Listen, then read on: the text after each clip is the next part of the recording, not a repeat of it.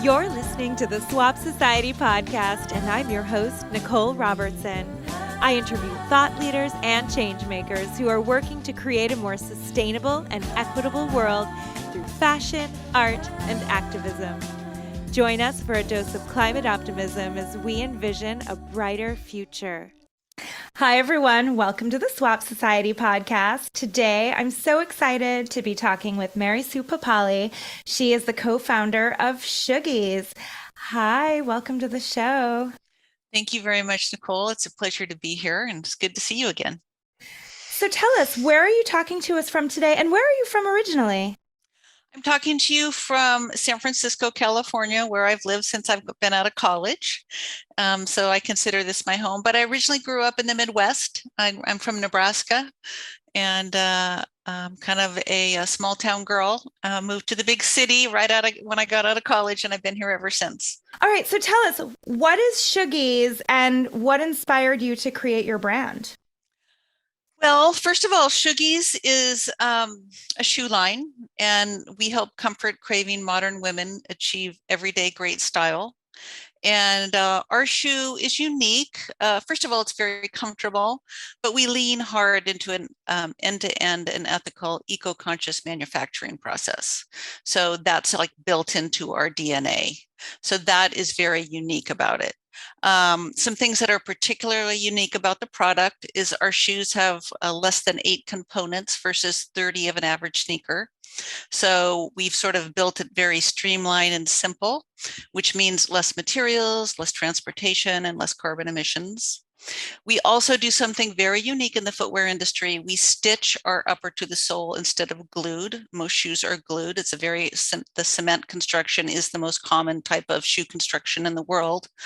But we don't like it because it exposes workers to a lot of toxic glues, which are really bad for them. So we minimize that by using a stitch construction. And then we make Sugies in the Americas. Now, we started out making them in LA, and now we have a hybrid sourcing base between Los Angeles and Brazil. But by doing this, we can ensure that safe wages, safe working conditions, no child labor is used in the production. And then we support a community of shoemakers, both in Los Angeles and Brazil, who are making our shoes with a lot of care and precision. One other thing that we do is we use our tanneries, we use Italian hides, and we only source from tanneries that hold the gold rating from the Leather Working Group. And this ensures that they have met rigorous environmental standards. So that's really important to us. And then, we just launched a new product recently this week, and that bottom we're very proud of because most shoes are made of synthetic rubbers, but we made ours from a natural rubber and rice husk. I mean, it took a long time to develop, and we started it before COVID. So we're pretty proud of it. Again, all these things just makes us different than the other brands out there. What got you interested in creating a company that kind of cared about all of these topics, right? Mm-hmm. From sustainability to the ethics, fair wages, and also caring about the health and safety of the people that are making your product? Well, thank you for noticing. It is very important to me. And I have a story that I've thought a lot about this over the years, but there's one particular story that happened early in my career, and I'll tell it to you. It was my first job out of college, and I was working for Esprit in the fashion industry. And now Esprit went on to be a very successful company, and I actually had a very successful career with Esprit. But I started as a temp and ended up moving to a vice president at the company. And it was during, their heyday. Now, I had an entry-level job there. I had come from Lincoln, Nebraska, and I had never traveled outside the country. But I ended up in the fashion industry and working in the footwear division. And I ended up in a job where I traveled overseas 3 or 4 times a month to lead the manufacturing partnerships for the company. This was in my 20s, I was on a sourcing trip to China. And while we were there, we visited a kid skin leather tannery in just outside of Guangzhou, China. The owners was giving us a tour, showed us these beautiful lavender skins. We continued to the back of the tannery. I looked out the window and there was a small lake behind it. Now, I looked outside and I immediately noticed something was wrong. The lake was purple. I kid you not. Now, this tanner had been dumping toxic chemicals into the lake with no regard for the environment, the safety of the workers, or any of the people that lived in the local village nearby. Now, I was in my 20s and I was young in my career, and this was such an exciting time for me, and I witnessed this environmental tragedy. I was really upset about it at the time. You see, Esprit was a vocal part of the movement to be kinder and gentler on the earth, and yet their explosive growth had led me here. Then I heard the factory manager and our agent laughing that tomorrow would be pink. So there was no concern whatsoever about this. Now, truth be told, I did not say a word as the two men joked about this, but I was horrified inside, and it really stayed with me my whole career. Sadly, I soon learned that this was not the only colorful lake in China. And in fact, truth be told, it was really not uncommon at all. And it was only one of the environmental and human rights challenges threaded through the fashion industry's standard operating procedures at the time. So it was pretty painful to me. And yet at the same time, over the decades, fast fashion went from a minority player to the industry standard to the new normal. And truth be told, Nicole, I was part of the cog in the wheel that made this happen. I have to admit that. But over the years, I became really, really frustrated with it. And I decided to stop at one point. It didn't make sense to me anymore. And it was just so painful. And then you start seeing what's happening, with the climate change and it was just not surprising to me at all. So that's when I decided to stop it all and to try to create something different. And that led me to creating Sugies, where we are today. So a couple of things that I have to mention is that I was a huge Esprit consumer when I was a young person. I mean, I had a lot of things from Esprit. I just really liked Esprit. I was that demographic of, a girl in the 80s and, right. Maybe the early 90s, but I think mostly in the 80s. But I mean, I can even remember some of the items that I had and how cool I felt to have things from Esprit. Yeah. And I think that, but it also reminds me that, well, first of all, back then I had zero idea about anything related to how the world worked or how I came to own a certain bag or sweater or whatever it was. Yeah. But also, especially young people, when we're younger, we're especially impressionable, I think, to advertising and marketing and the cool factor. Sure. And so I see so much of that today with fast fashion, which has gone way beyond, I'm sure, whatever Esprit was doing back then. It's, multiplied exponentially in terms of its effects. But I also understand how, most of my career was in the beauty industry, but I also understand that feeling, right, where you're a young woman and you're in your career and you're working for this cool company and you're growing through the ranks and you're getting more responsibility and it feels glamorous and fun.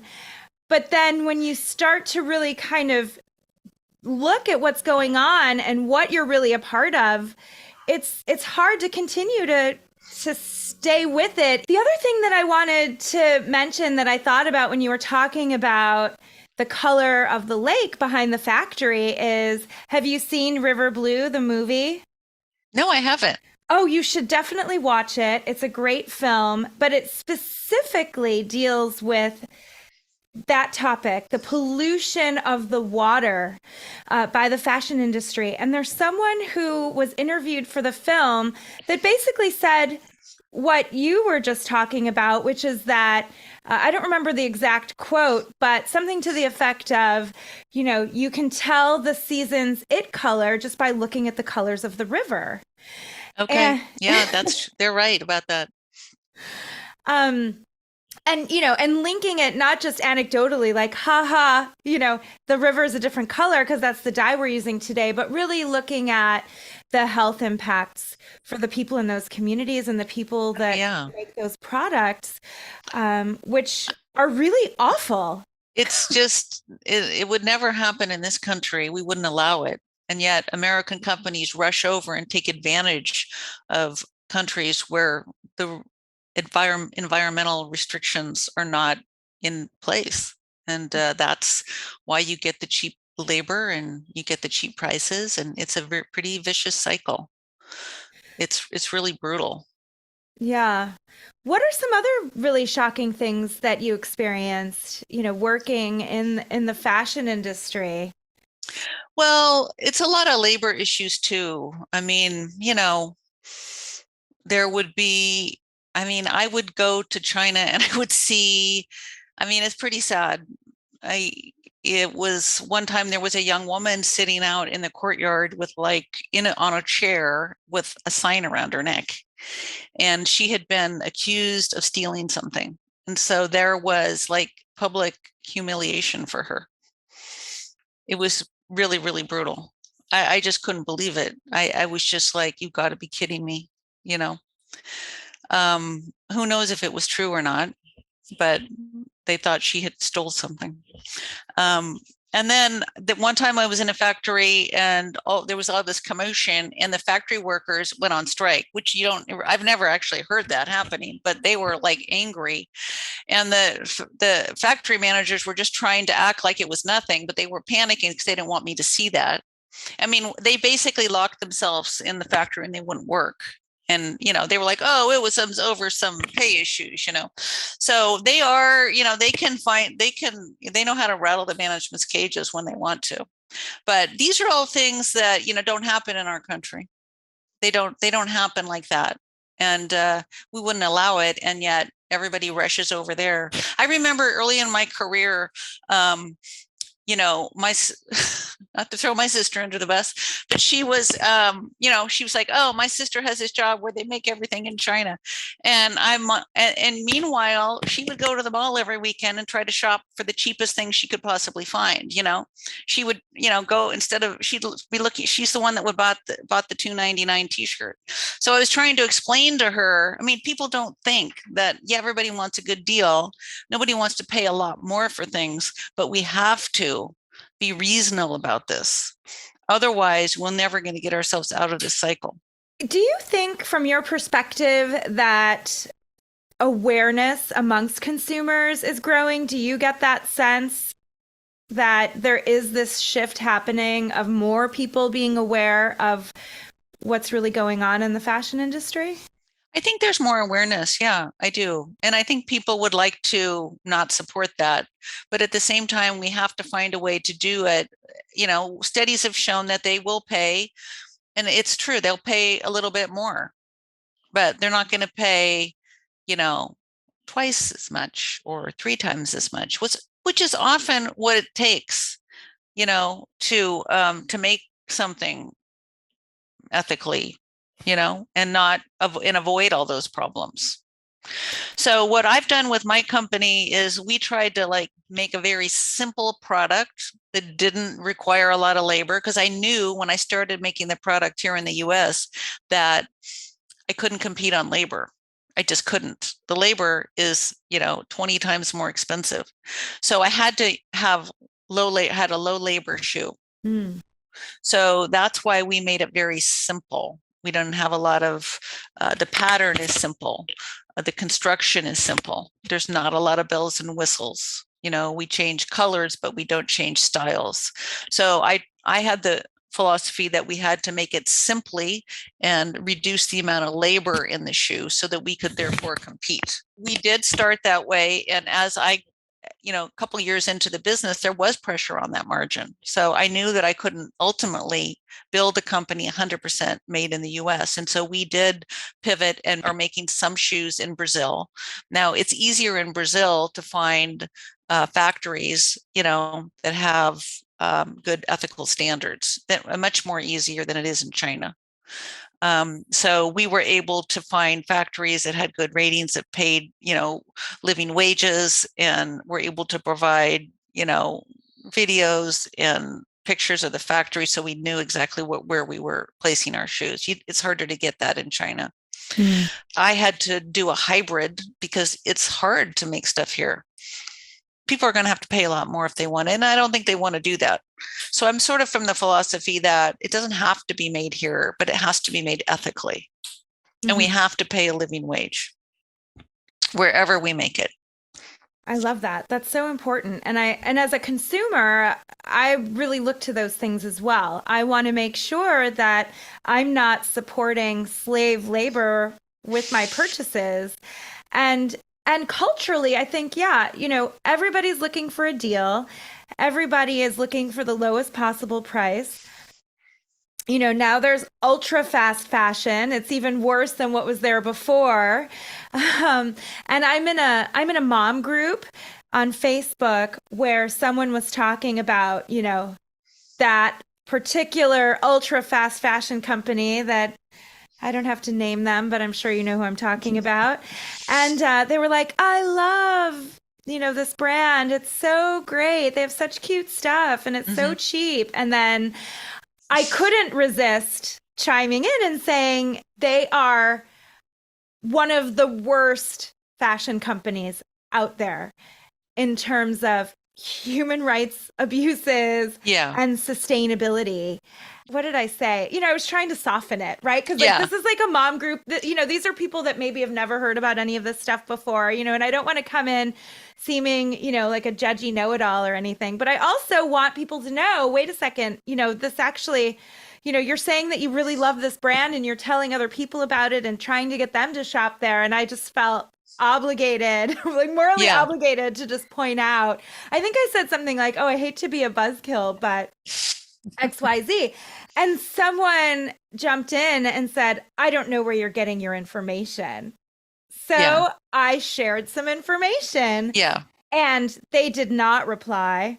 The original poster did reply, and so I had a little chat with them, and that was good. But then a couple of other women chimed in and said, oh, yeah, that's why I don't buy fast fashion.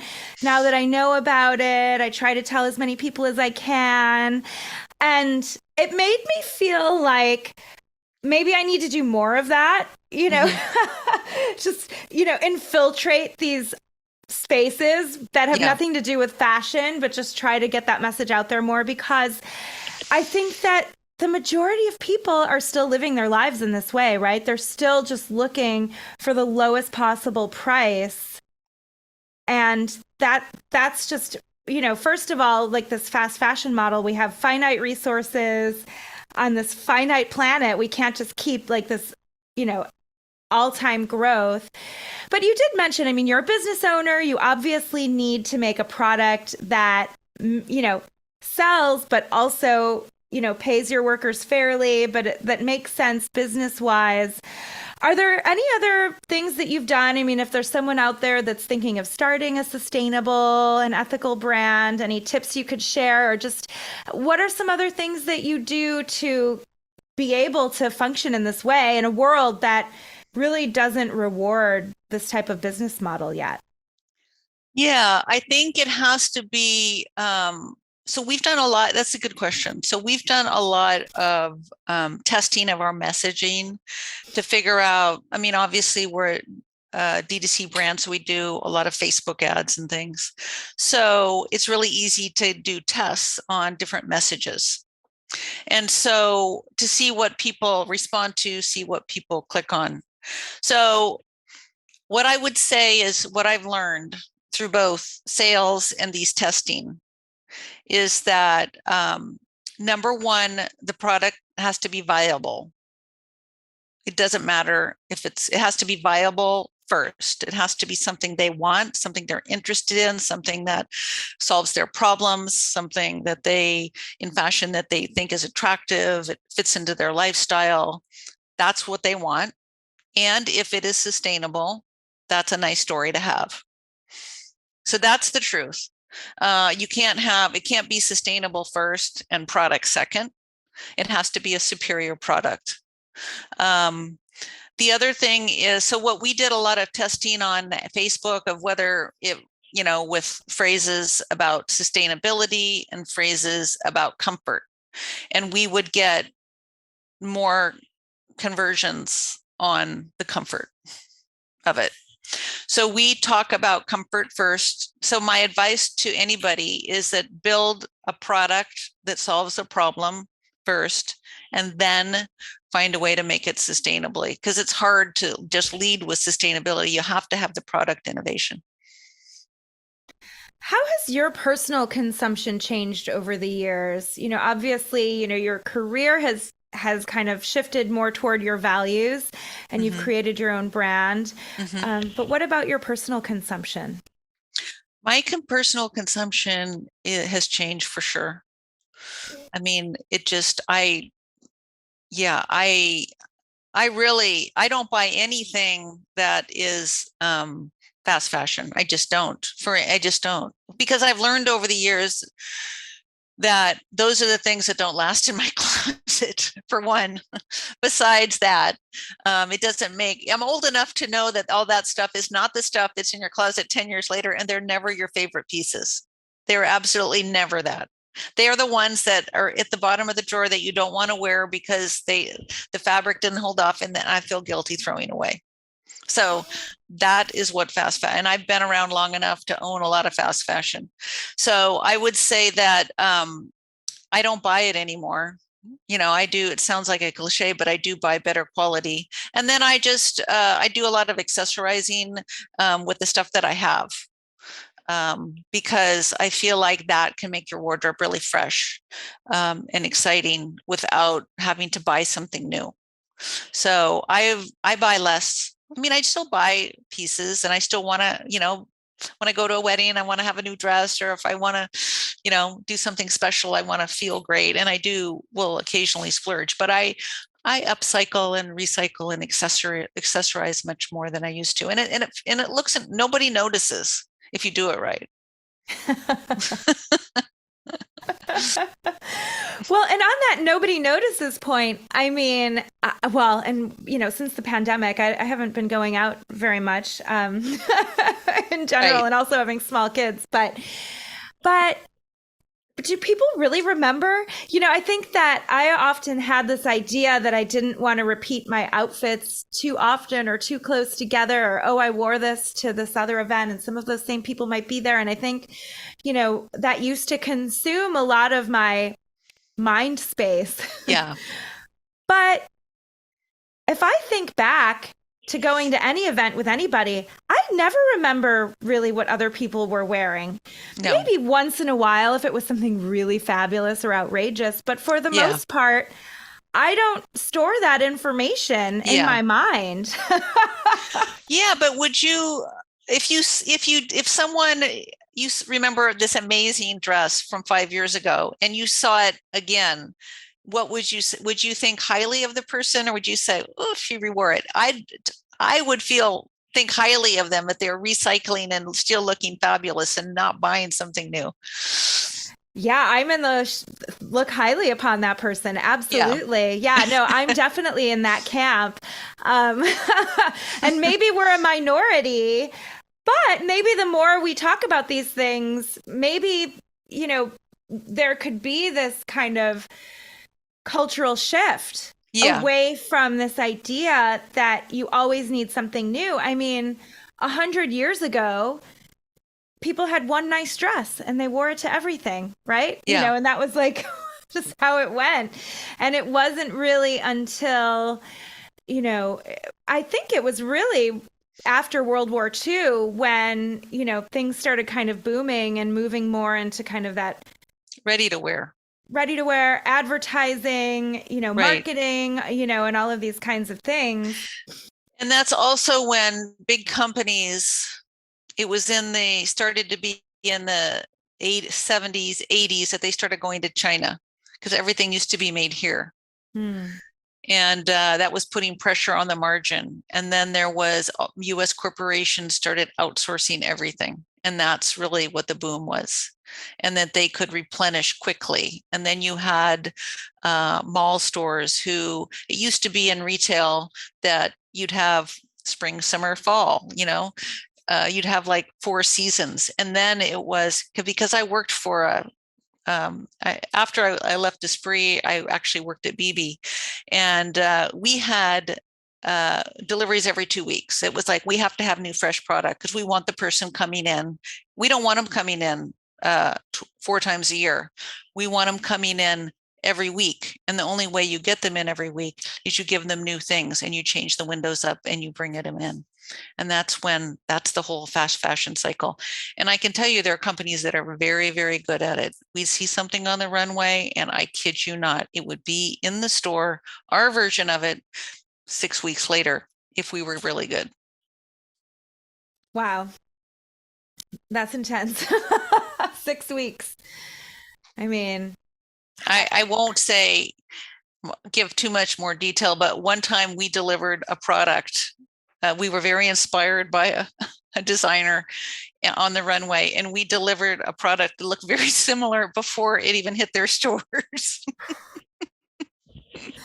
but did these companies ever sue or go after? We got a letter. That's how we found out. We did get a letter. You know what? What you would learn as a merchant and a product developer is that you had to make a certain amount of changes to the product. There was like 5, there was this very simple rule that the lawyers would tell us. You have to have like change 5 things. It could be small things, but there had to be, like, the stitch color had to be different, or the pocket had to be different, or something. It could look very similar, but you had to point out 5 things. It was much more complicated than that, but that was what he would tell the people, that usually if there was 5 things different, he could fight it. Wow. That's so interesting to know about. What a crazy world. Yeah, it was a crazy world. Have you found, now that you have your own brand, that the reverse has happened, that there have been some bigger companies knocking off your products, and have you had to deal with it from the other side now? There are similar bottoms in the market, and I haven't really worried so much because it's really hard to knock off what we do, because we're all about, like, the sustainability part of it. We have, our sole is different. Our footbed is so much more cushioned and comfortable. The quality is high. So people, when they saw like a China-made product that's similar to ours next to ours, it's just night and day, and it feels night and day when you put your foot in. So I don't really worry that much about it, because the people are buying from me aren't just buying for price. They're buying because they like the way it looks, they like the way it feels. And I honestly don't think you can get the way our product feels in a China-made product. So I don't worry about it that much. I have to say, I have a pair, and they are as comfortable as you're saying. So if anybody's wondering, can a shoe really be so comfortable? It's true. Thank you. Yeah, we've put a lot of effort into the comfort, because we know that we have to lead with comfort, and we have to get people feeling good about the shoe and coming back for other, colors or other styles, when they're ready for something different. Do you have anything in place for when the shoe gets worn out, or any recommendations for your customers for what to do with the shoe when it's no longer It's wearable? A good question. When I launched, I really felt very strongly that we needed to have a repair service. And I've been in contact with repair services, but it hasn't been launched yet. And that is really because our shoe is young, and to get that many pairs that wear out so soon, I haven't been able to really give the guy enough volume to make it, worth his time. But I am working on it, and I feel like it's really important for the whole product cycle. And I really want to have a plan if it can't be worn out. Carolyn, my business partner, and I put a lot of effort into what the end of life would be for each particular component we put in the shoe. And we think about that when we actually put a component in the shoe. But we can't say that we're there yet, but we do want to get there. Well, and it sounds like because there are so few pieces that make up your shoe compared to other shoes out there, It sounds like when you kind of solve that puzzle, it sounds like it'll be easier to figure out. We can do it. Because a lot of like a sneaker, it's impossible to take it. Like you think of a Nike sneaker, very hard to take apart. They have so many pieces.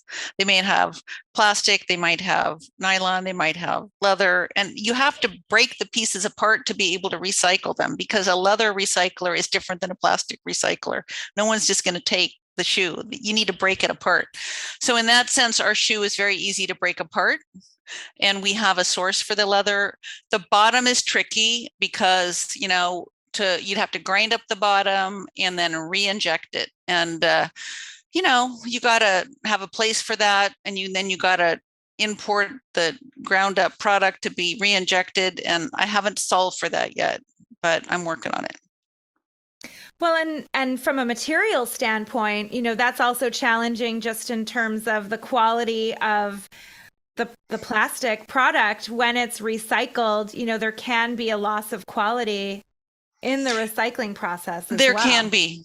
There is. So you have to, even with any recycled product, like for example, when we first sourced our shoe boxes, I was like, oh, it has to be 100% recycled. And then what I realized is that it's not as sturdy, and it when the box corners turn, it frays, and then you have to ship it. And I'm like, this is not a good experience. So we then had to have, but I didn't want it, I didn't want to be one of those companies that was 90% virgin cardboard and 10% recycled, So I wasn't going to go there. So we did work with the supplier, and he actually was able to change the compound.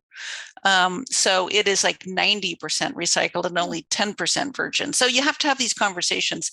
What I find is there's just so many people that don't. That's the benefit of having a brand that thinks about it from the ground up versus a company that's very large. It's oh, we have to be more sustainable, So every single decision that we make, we think like this.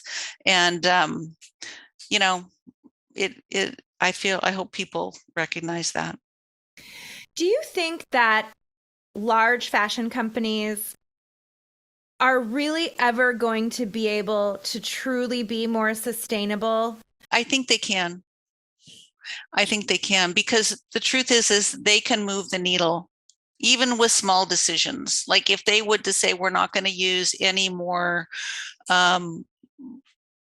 synthetic rubber in our soles, and we're going to use the maximum amount of natural rubber, or we're going to use rice husk, or we're going to use sugar cane, or we're going to do other components.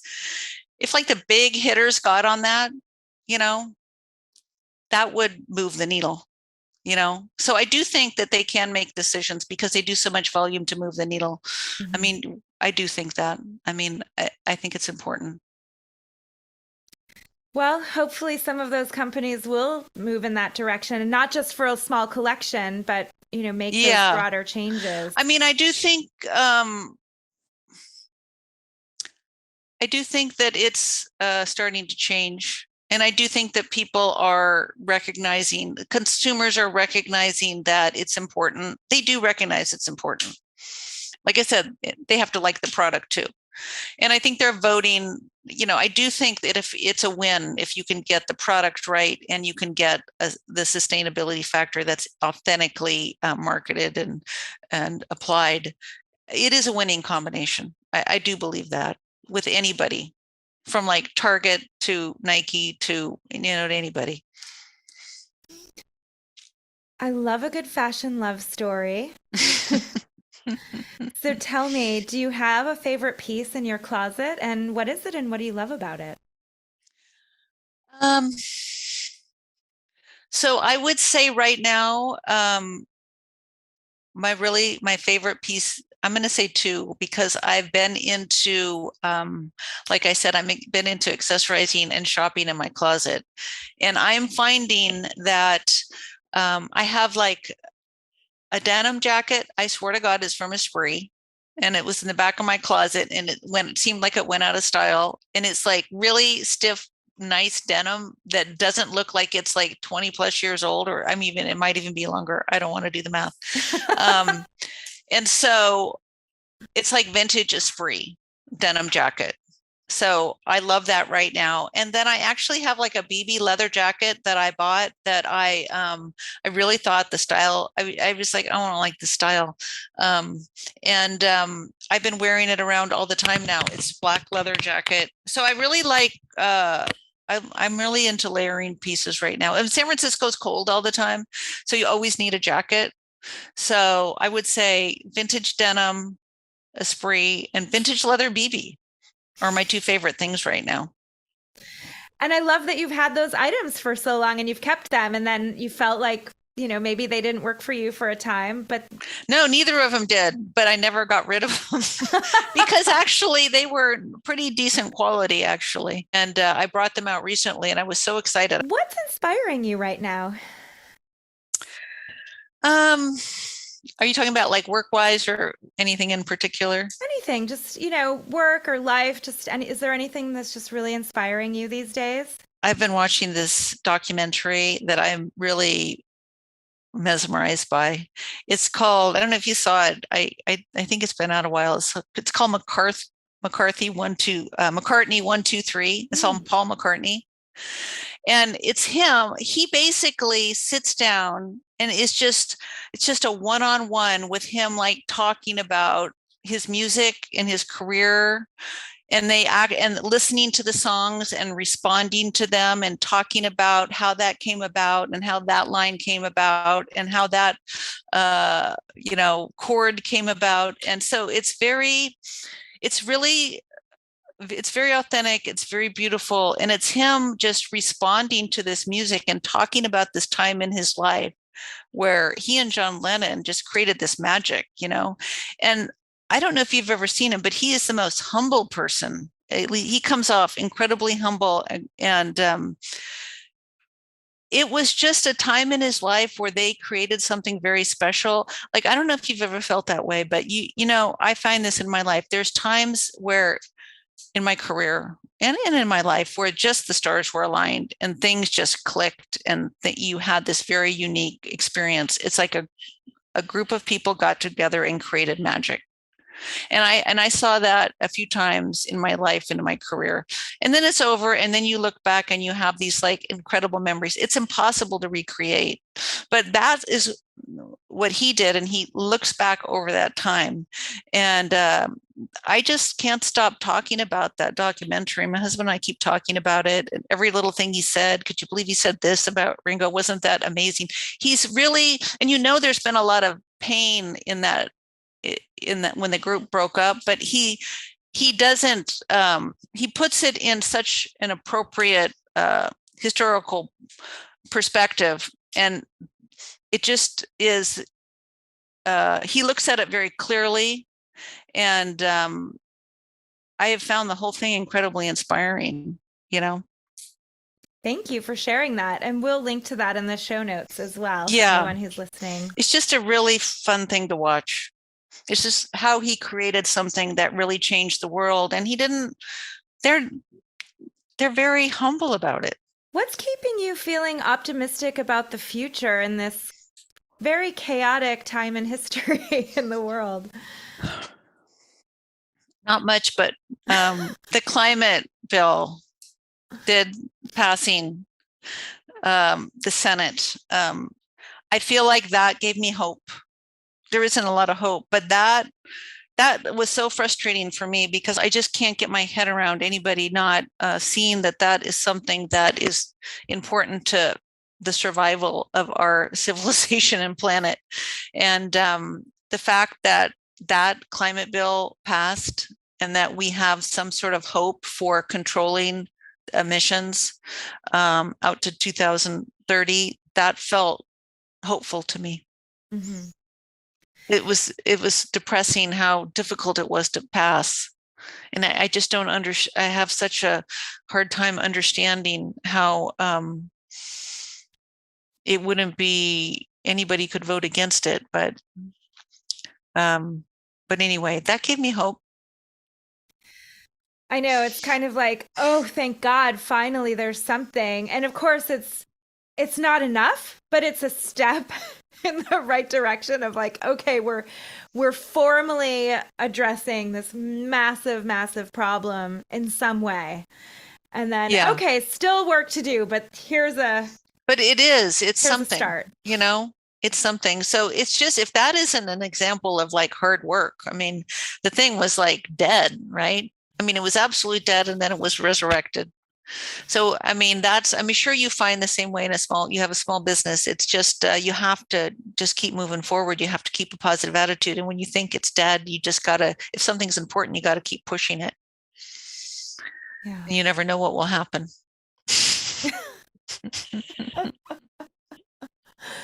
Well, and hopefully, all of us sustainable fashion entrepreneurs can, take over the world. Yeah. The fashion world and make it, force it to become the expectation and the new normal, so that these other companies fall in line, because the reality is that the fashion industry is one of the biggest polluters.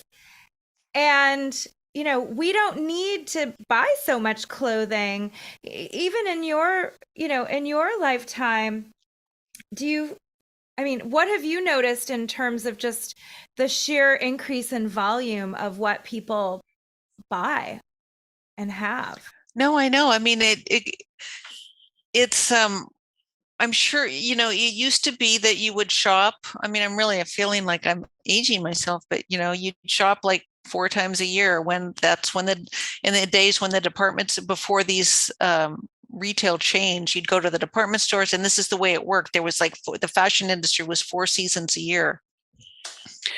And then that changed to dropping, 6 times a year. And then it changed to every month. And then the vertical retailers like the Gaps, the Banana Republics, and all those people in the world started, no, you got to have new product every week. And that's when the cycle started. So it's significantly changed. And you'd want to get people, you change the windows every week, because you don't want people, and we would spend hours, changing the windows so people would come in again. So that's changed. Now, I don't think it's, I don't know. What is it like when you shop now? It's a very different experience. I mean, I find that inventory is very low, right? Well, I pretty much stopped shopping in 2010. So I really don't shop. Mm-hmm. And, I buy new underwear but I buy secondhand bras usually. Mm-hmm. But I buy new underwear, and if I buy shoes, I usually do try to get secondhand, except for some types of shoes where like a sneaker secondhand. Yeah, that doesn't really sound that great. Doesn't sound that exciting to me usually, unless they're like new condition. But I really don't shop. I don't go into malls. I remember, actually, though, my family lives in the Palm Springs area, which is very, very hot. And we were meeting some family for lunch at a mall, because that's where a lot of the restaurants are and around there. Yeah, I get it. And I remember it was, I don't know, maybe 115 degrees out or something. It was Palm Springs in the summer. And we were so hot with our little kids who were just, they're LA babies. They don't know extreme climate, and everybody was dying. And I was like, well, let's cut through these stores, to kind of get to where we're going. And it's kind of overwhelming, the feeling of being in one of these fast fashion stores, and just, my reaction is kind of like, oh, repulsion. Yeah. I'm repulsed by my surroundings, but I was happy for the air conditioning and the pass through. But But yeah, but I mean, I am, I'm aging myself a little bit, but I was, I'm Gen X and, I was born in the 70s. Um, and so, I grew up in the 80s mostly. And I think that I loved shopping. I loved clothes. I had a lot of clothes as a young person. I largely attribute that to my grandmother, who knew I liked clothes and showered me with clothes, which was amazing. um, but all of that being said, yeah, she would take me for back to school shopping. Yeah. And I would get some new shoes and clothes for the year, which I really needed because I was growing, because I was a kid. And we would go to the mall and we would go to all the shops and all the, all the cool shops that I was interested in. And I had that experience and I loved it. I thought it was so much fun. And then, that really continued even into my adulthood. And I didn't start, the idea of secondhand clothing didn't even enter into my mind until I was in college in the 90s. And that's when I started thrifting, but I was thrifting for the cool, unique pieces. It wasn't a statement about my beliefs of the world or any kind of awareness about what was going on in the fashion industry, because I was completely oblivious. I had no idea about any of it. And then, and I was still shopping at department stores. I was around a lot of high-end fashion because I was a makeup artist and I work for beauty brands. And they're, when you work in beauty, it's very much like working in fashion. You're supposed to look a certain way. You're supposed to dress a certain way. Yeah. And that's a part of how you succeed, right? Because you have to be you have to be, a representation of this machine if you're going to be successful in it, right? So I would buy a lot of designer things, but I would also mix in thrifted pieces. And then I sometimes would stumble upon one of those little cheapy shops and get something inexpensive and think, wow, this was such a good deal. And I really had no idea. But all of that being said, I don't think I was ever shopping like the people today are shopping. I missed all of that, right? Because then, by the time 2010 happened, I don't know. I mean, fast fashion is still pretty new. I mean, there were companies in the 80s and 90s that were really kind of pushing this fast fashion model, but I didn't get sucked into that per se. But yeah, I completely avoided this, 52 micro seasons a year, which just sounds so stupid to say it, but that's where we are. I never got sucked into that because I guess I'm just, I missed that window. I'm not sorry about it. Yeah. But as an observer of it, yeah, I mean, and I really hesitate to buy anything. I've got to tell you, if I feel like I need or want something, I am very patient. I will wait and hope that I can get it secondhand. Either, a lot of the things in my home I found on the street or from my Buy Nothing group or secondhand marketplace in my community. And that is really how I get stuff. Yeah. So. That's great. But I do think we're in a little bit of a bubble. Yeah. We are. And that's part of why I'm doing this podcast at all. I mean, who knows? Maybe I'm just shouting into a void and nobody's listening, but except for people like us. And they're like, oh, this is so great. Yeah. Don't shop for stuff. But I'm hoping that over time it will, trickle over into kind of the greater space of awareness so that we can move away from living such a highly consumeristic life. Yeah. Focus more on the things that really matter. And it doesn't mean you can't have nice things or even shop. Nobody has to. I'm never saying that people should be as extreme or hardcore as I am, because I get that that's not for everyone. But even if we just buy a little bit less, I spoke with someone from Extinction Rebellion Fashion Action on a previous podcast. And And they're really out there. They're the climate activists that are really making doing some crazy stuff to get the message across, right? To kind of try to tell people, look, we are in this climate emergency and we have to act. And buying too much fashion is such a waste because it's like a waste of carbon emissions and water pollution and all of these things. But even she said, her name is Claire, and she said, the best thing you can do is just buy less. If everybody just slowed down their consumption a little bit, it could have a huge impact, while we also put pressure on governments and companies to be better, because obviously, individuals aren't solely responsible for what's happening. But no, we aren't. The companies can move the needle. Yeah. So, well, thank you so much for taking the time to talk to us and, kind of it's been a pleasure. Pull the curtain back about the fashion industry a little bit and tell us about your journey. And also, I own a pair of your shoes, and I've obviously seen your website before, and I know you're a sustainable and ethical brand, but it was really cool learning about the specifics and, what some of the specifics were and what made your shoe more sustainable and ethical. So thank you for sharing about that as well. Yeah, I think it's important, like when people say they're sustainable, that you really like hold them to it and say why and what are they doing and why are you different? And it's important. We have to hold people accountable.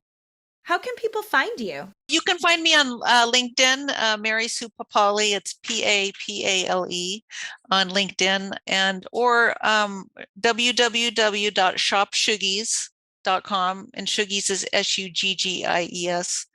And you could actually just reach out to customer service, and I'm sure they could find me too. Say you want to talk to Mary Sue. Awesome. I love it. And you heard her on Nicole's podcast. It'll get to me. Perfect. Well, thank you again. Have a beautiful day. You too. It's such a pleasure seeing you. And thanks for including me today. It's been great. Thank you for listening to the Swap Society podcast. Swap Society is an online clothing swap for women and kids that makes it easy and affordable to mix up your wardrobe sustainably. We're a growing community of women across the USA who are creating positive change by swapping our clothes and slowing down our fashion consumption. We would love to swap with you. If you're interested in joining, you can sign up at our website. Learn more at www.swapsociety.co. That's swapsociety.co. You can find the show notes for each episode on our website. Please get in touch with us on social media too.